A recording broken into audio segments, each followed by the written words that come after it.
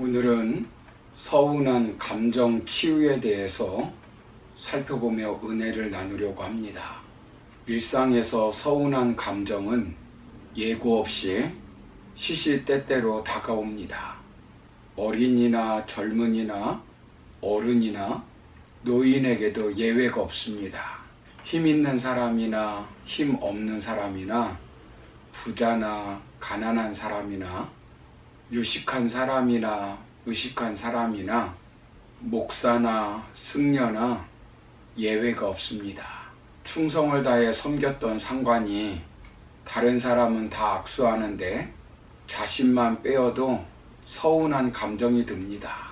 자녀는 부모의 말 한마디에 서운할 수도 있고, 연인은 사소한 일로 서운해 헤어질 수도 있고, 직장인도 서운해 그 감정에 빠져 제대로 일을 하지 못할 수도 있습니다. 서운함이란 시시각각 장소와 나이에 불문하고 찾아오는 피할 수 없는 감정입니다. 그런데 원만한 대인 관계를 위해서는 서운함이 시한폭탄으로 변형되는 것을 막아야 합니다. 서운한 감정을 극복하면 오히려 대인 관계는 원만하고 자유로울 수 있습니다. 서운함이 쌓이면 이별이 되지만 서운함이 녹으면 사랑은 더 돈독해집니다. 서운한 감정을 잘 해소하면 사랑이 더 돈독해지지만 잘못 폭발하면 사랑한 것만큼 미움으로 방출됩니다. 부부가 사랑해서 결혼했는데 서운함으로 이혼할 수 있습니다. 의외로 작은 서운함이 사소한 감정 같지만 잘 치유하지 못하면 부부 관계를, 친구 관계를, 부모 자식 관계를, 형제 관계를, 목회자와 성도의 관계를 불편하고 불행한 관계로 만들어 버립니다. 그렇다면 대인 관계를 파괴하는 서운함과 섭섭함을 어떻게 치유할 수 있을까요? 오늘 첫 번째로 살펴볼 것은 하나님이 베푸신 은혜를 생각하며 감사함으로 서운함을 덮어버려야 합니다. 본문에서 왜 큰아들이 아버지께 서운해하고 있습니까? 본문 29절 30절을 보시면 아버지께 대답하여 이르되 내가 여러 해 아버지를 섬겨 명을 어김이 없거늘 내게는 염소 새끼라도 주어 나와 내 벗으로 즐기게 하신 일이 없더니 아버지의 살림을 장녀들과 함께 삼켜버린 이 아들이 돌아오매 이를 위하여 살찐 송아지를 잡으셨나이다 라고 말씀합니다. 본문을 보면 큰아들이 아버지를 위해서 열심히 일했는데 집 나간 동생에게는 송아지를 잡아 잔치를 베풀어주고 자신에게는 염소 한 마리도 잡아 친구들과 잔치해주지 않았다는 것입니다. 여기서 우리가 알 수 있는 것은 서운함은 첫째, 자신의 기대에 미치지 못하는 상대의 반응에 나타납니다. 어그러진 기대 때문입니다. 100을 주었는데 30도 돌아오지 않았기 때문입니다.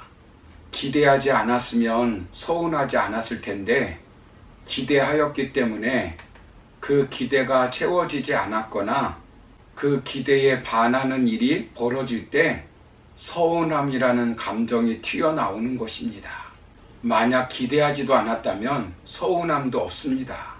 그래서 서운함은 기본적으로는 인정을 받고 싶은 욕심, 사랑을 받고 싶은 욕심에 기반을 둡니다.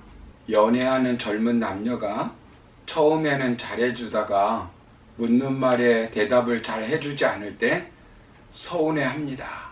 자식을 위해 한평생 희생하며 살았는데 한 달에 한 번도 전화하지 않는 자식을 보면 서운해합니다. 아내가 시댁 식구들과 갈등이 있을 때 남편이 자신의 편을 들어주지 않으면 서운해합니다.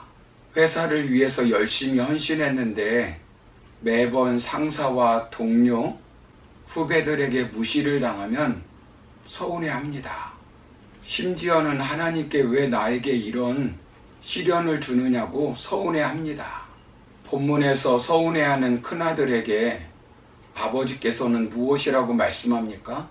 31절을 보시면 아버지가 이르되 예 너는 항상 나와 함께 있으니 내 것이 다 네 것이로되 라고 말씀합니다. 큰아들은 자신만 따돌렸다고 서운해하는데 너는 항상 나와 함께 있다는 것입니다. 소외시키지 않았다는 것입니다. 큰아들은 자신을 공평하게 대접해 주지 않았다고 서운해하는데 내 것이 다 네 것이라고 말하는 것입니다. 자신의 것을 다 빼앗길까봐 서운해하는 큰아들을 아버지가 얘라고 호칭하는 것은 아주 애정어린 호칭입니다. 아버지는 야단을 치는 것이 아니라 친밀한 관계를 강조하고 있습니다. 아버지의 사랑을 표현하는 것입니다. 하나님이 우리에게 베풀어 주신 은혜가 그런 것입니다. 그런데 우리는 고난과 질고 어려움을 당하면 내가 얼마나 주를 위해 살았는데 왜 인정해 주지 않고 사랑하지 않느냐고 서운해합니다. 우리가 서운함을 치유받으려면 기대에 맞지 않은 결과에 대하여 서운해하지 말고 그 외에 풍성하게 베풀어 주신 은혜를 보며 감사해야 합니다. 구원받은 것에 비하면 조금 잃어버린 것, 조금 무시받는 것, 조금 인정받지 못하는 것, 조금 사랑받지 못하는 것 별거 아닙니다. 영원토록 함께 하시고 영원한 천국을 주시는 하나님을 바라보며 서운함보다 감사가 넘치고 넘치면 관계의 서운함은 치유될 수 있습니다. 감사의 마음이 쌓이면 서운한 마음은 달아납니다. 사탄은 에덴 동산에서도 아담과 하와를 유혹할 때 서운한 감정을 집어넣어 유혹했듯이 그 무기를 우리에게 동일하게 사용하고 있습니다. 아담과 하와가 선악과를 따먹은 동기는 작은 서운함에서 시작되었습니다.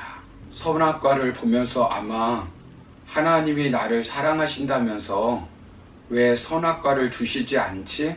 하나님이 나를 사랑하시는 것 맞나? 혹시 아까워서 그러나 라는 생각을 할 수 있습니다. 그때 그 작은 서운함을 사탄이 낚아채어 문제를 키워 돌이킬 수 없는 결과를 만들어 내버립니다. 사울 왕이 왕인데 제사를 드리지 못하게 하는 것, 그것 하나로 서운함을 가지게 만듭니다. 그 작은 서운함이 하나님 관계를 깨는 쐐기로 작용하게 하여 결국 그 서운함이 시한폭탄이 되어 인생을 망치게 만들었습니다. 서운함을 치유할 수 있는 것은 섭섭해하지 않는 것이 아니라 은혜에 감사하는 것입니다. 사탄은 서운한 감정을 집어넣어 관계를 망치게 하고 가정을 파괴하고 교회를 분열시킵니다. 100가지 잘해주었는데 한 가지 잘못해준 것으로 서운해하며 관계를 절단시켜 버립니다. 사랑하는 성도 여러분, 서운한 감정을 가지면 좋지 않은 결과로 끝이 납니다. 죽을 때까지 영원히 함께 해주시며 베풀어 주신 하나님의 은혜에 감사하며 살면 서운한 감정이 우리를 노예로 만들지 못합니다. 바울은 노년이 되었을 때 얼마나 서운했겠습니까? 대부분의 사람이 다 그를 떠났습니다. 마가가 1차 전도 여행 때 힘들다고 떠나버렸습니다. 그러나 바울은 그 서운함을 죽을 때까지 가지고 가지 않았습니다. 디모데에게 마가를 데리고 오라고 부탁을 합니다. 바울은 마가에 대하여 그는 나의 일에 유익하니라 라고 고백하고 있습니다.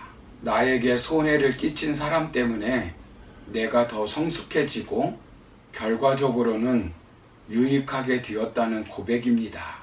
그러므로 하나님이 베풀어 주신 은혜에 감사하며 내게 있는 서운함을 덮어버려 서운함을 치유받고 복된 삶을 살아가는 저와 여러분 다 되기를 주님의 이름으로 축원합니다.